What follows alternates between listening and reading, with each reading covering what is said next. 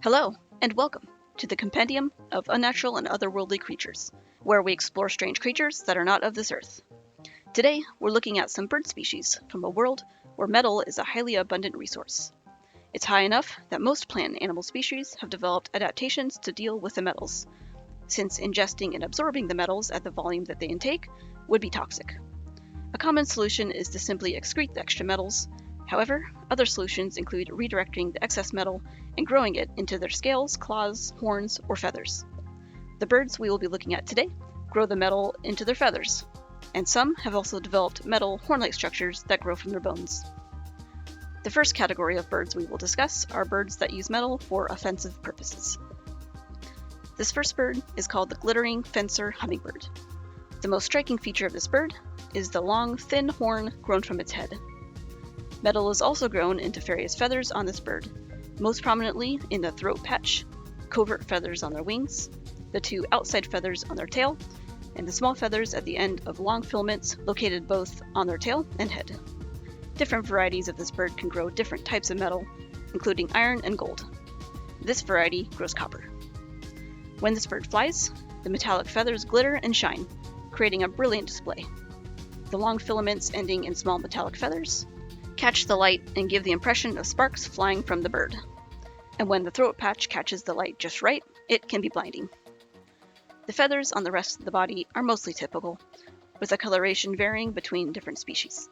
However, common amongst all these species is the presence of metal in other feathers on its body, but in much smaller quantities than what was previously discussed. These tiny amounts of metal oxidizes easily, producing a certain color based on the type of metal that the species specializes in. This variety, for example, grows copper, so many of the feathers on its body have a teal-green hue. Now we can talk about the horn. The long horn on its head is quite delicate, and mainly used for display. Only the males grow this horn, and use it to square up with other males during mating season. While they typically only show off their horn, if two males are evenly matched, these birds have been known to fence with each other, hence their name. This fencing behavior does not last long, typically clashing horns no more than 2 or 3 times. It's unknown how exactly the victor is determined. One theory is that the weaker and/or smaller horn produces a frequency that tells the defeated male to back off. Some fencer hummingbirds have a unique relationship with several plant species. Due to their horn, these birds, or the males at least, can have some trouble finding flowers that they can eat pollen from without their horn getting in the way. Some plant species have evolved a long, curved flower to accommodate the hummingbird's curved beak, and a slit that runs along the top of the flower, so the horn doesn't tear up the flower or get in the way. Testing has also shown that the pollen of these flowers have a much higher concentration of metals than the surrounding flowers, which benefits the fencer hummingbirds, who need a higher concentration of metal to grow their horns and feathers.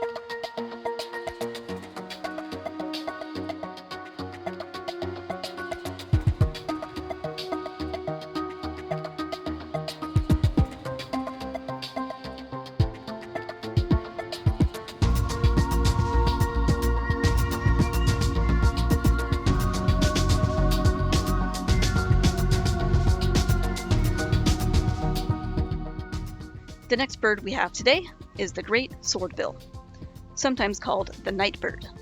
These are very large and heavy birds, with a wingspan of about 70 inches and a weight of over 20 pounds.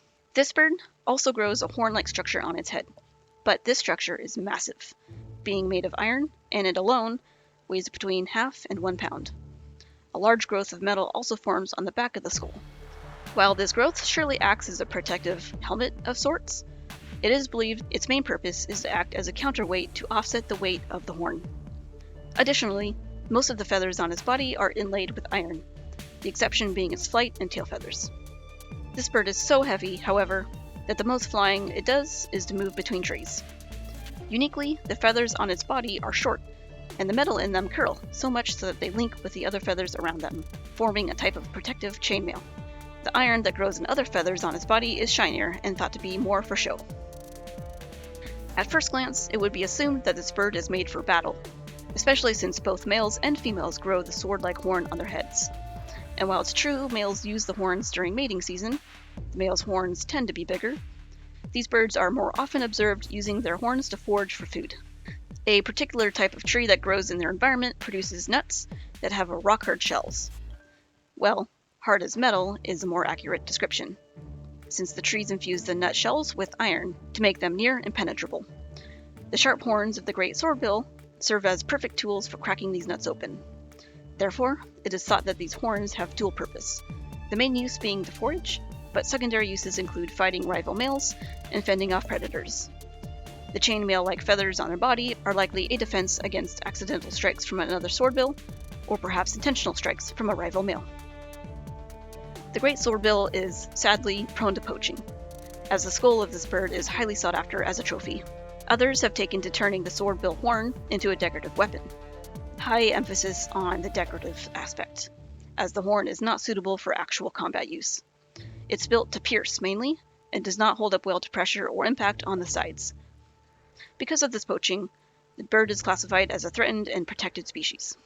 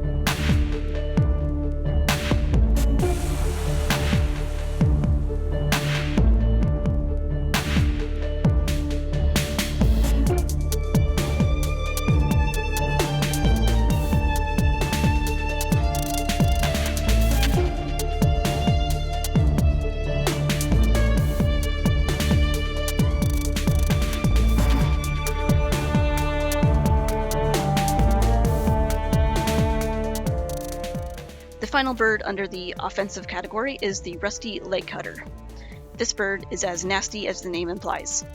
This is a predatory bird that grows sharp, metallic tusks from the sides of its beak. The beak also grows pseudo-teeth designed for tearing flesh.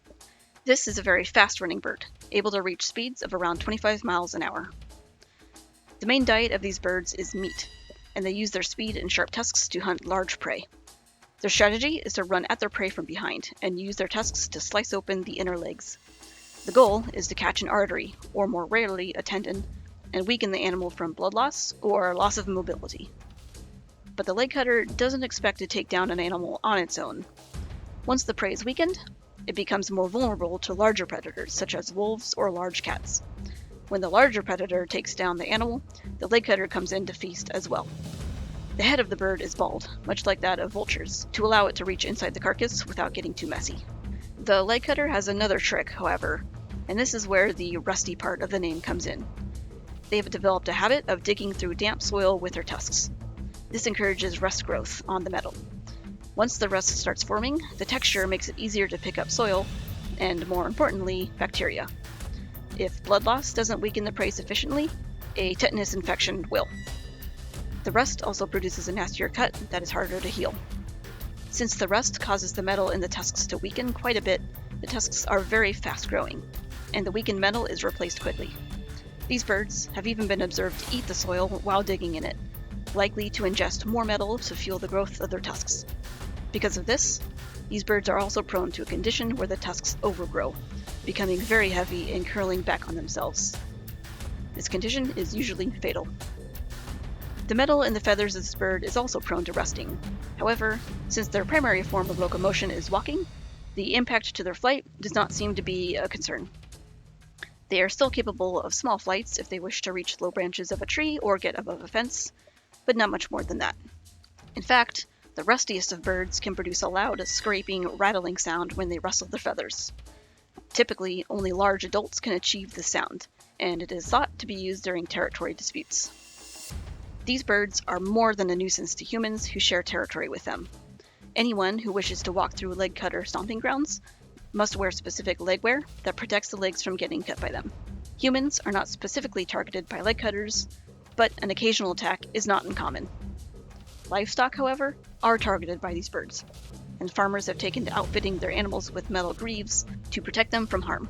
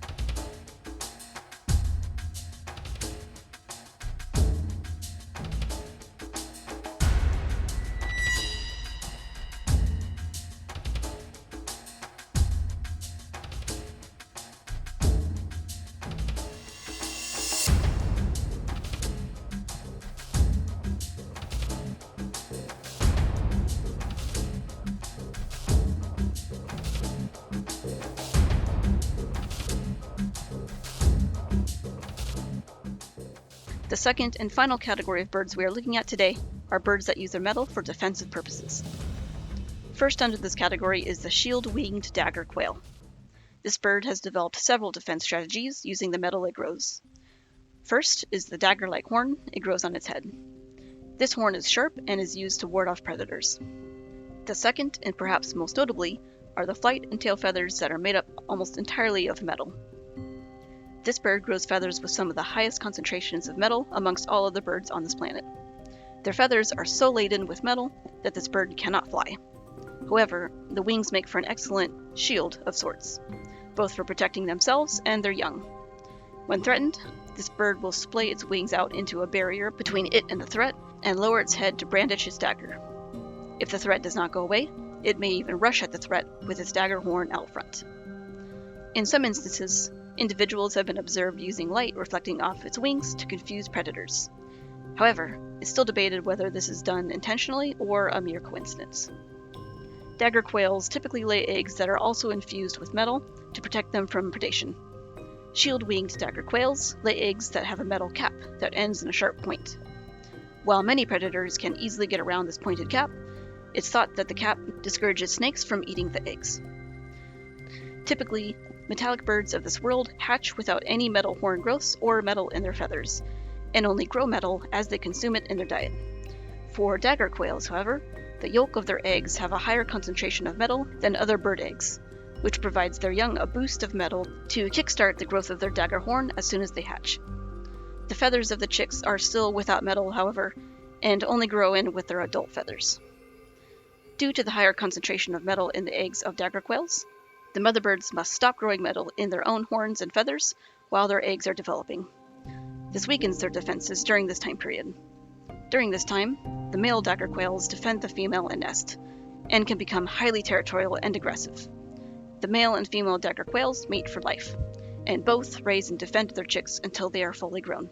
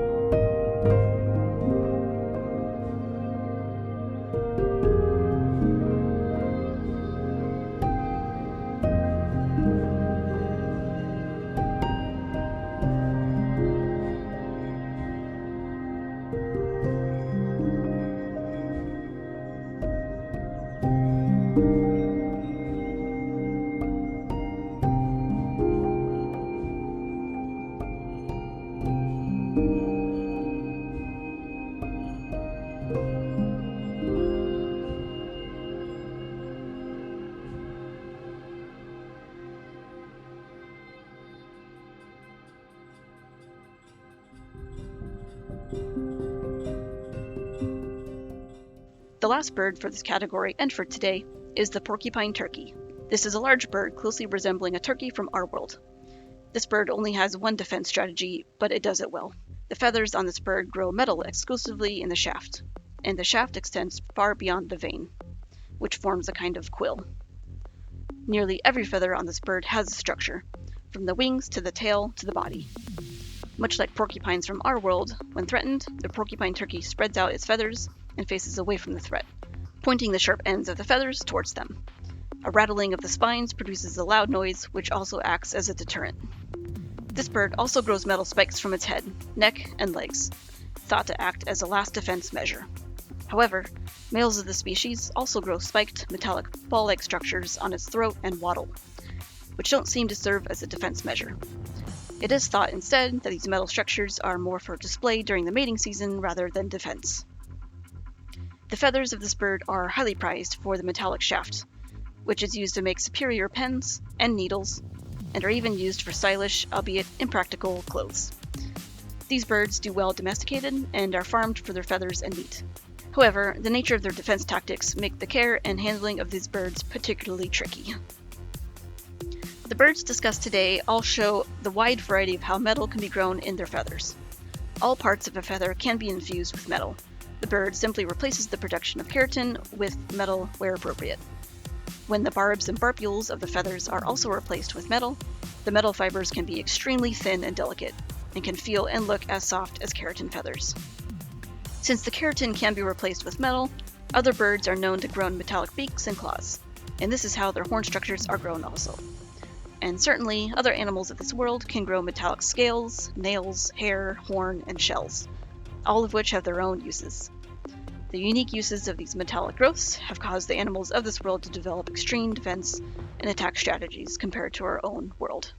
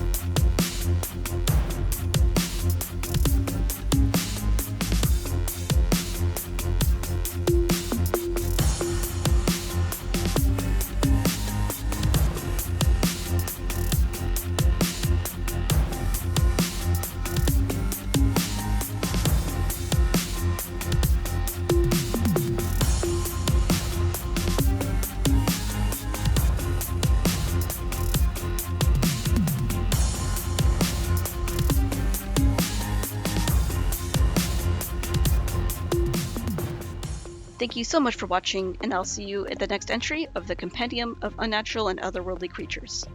Bye bye.